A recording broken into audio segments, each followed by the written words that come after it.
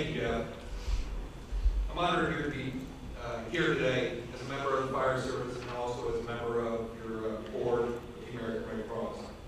We firmly believe in community partnership and for a long time successfully partnered with the American Red Cross.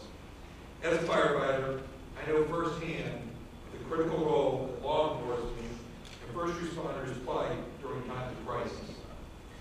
That makes it a very special time for me to be able to present the Law Enforcement Award to Officer Travis Dennison of the Powell PD. Officer, will you come up front, please? Officer Travis Dennison was nominated by Chief Gary Best of the Powell City Police Department. Chief Best explains, a call came in of an individual in cardiac arrest. Officer Dennison was nearby when the call came out and arrived first on the scene. When Officer Dennison entered the residence, he saw Philip Ferguson lying on the floor. Officer Dennison immediately began CPR and attached an AED that was brought with him on the call. One defibrillation shock later was given and restarted the heart of Mr. Ferguson. He was eventually transported to the hospital where he was treated. Officer Dennison received a letter of appreciation from Mrs. Ferguson, not only for going above and beyond by saving her husband, but for taking the time by stopping by the house days later to follow up with the family. Speaking with Mr. Ferguson over the phone, in addition to being so grateful, he also wanted to share with us the importance of health and safety training. He also wanted to clarify that as not only was Officer Dennison, but also their neighbor, Sandra, was a registered nurse that also performed CPR prior to Officer Dennison's arrival. He said that the doctor told him less than 5% of people survive given the magnitude of this massive heart attack.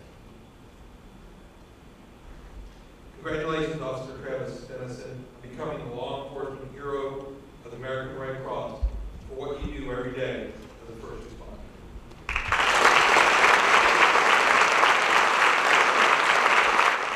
I'm Officer Travis Dennison with the City of Powell Police Department.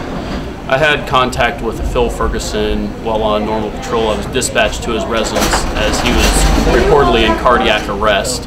As I responded to the residence, I was advised by my dispatch that Mr. Ferguson was unresponsive, unconscious, and was turning blue. So that elevated my response. Upon arrival at the residence, I did find Mr. Ferguson laying on his back, unconscious, unresponsive, and individuals trying to do CPR on Mr. Ferguson.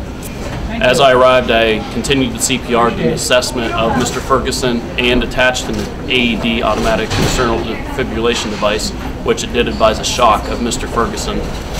Mr. Ferguson was revived, and we continued CPR at this time as we did receive a pulse and started to get color back in Mr. Ferguson.